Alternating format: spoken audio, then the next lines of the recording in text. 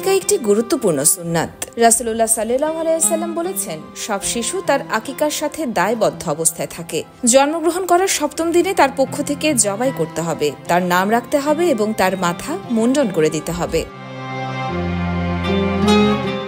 রাসূলুল্লাহ সাল্লাল্লাহু আলাইহি ওয়াসাল্লাম একটি ছাগল জবাই করে তার নাতি হাসান রাদিয়াল্লাহু আনহুর আকিকা করেছিলেন।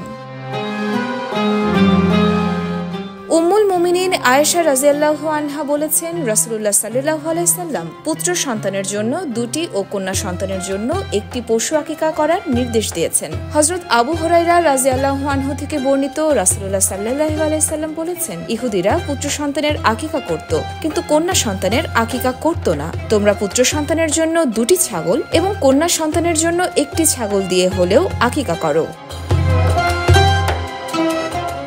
সন্তান জন্ম নেওয়ার 7ম দিন আকিকা করা উত্তম, তবে 7ম দিনে আকিকা করতে না পারলে পরে যে কোনো সময় তা আদায় করা যাবে।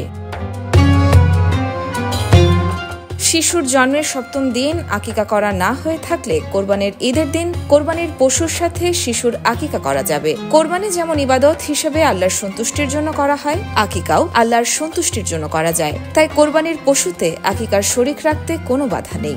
উট ও গরুর মতো যেসব বড় পশুর 7টি নামে কোরবানি করা যায়, ওইসব পশুতে 4টি নামে কোরবানি হলে আরো 2টি বা 3টি নামে আকিকাও হতে পারে। একইভাবে কোরবানির শরীক আনার মতো একই পশুতে একাধিক ব্যক্তি শরীক হয়ে আকিকা আদায় করতে পারবে। Your Mashayer Jahan, Deshkal news.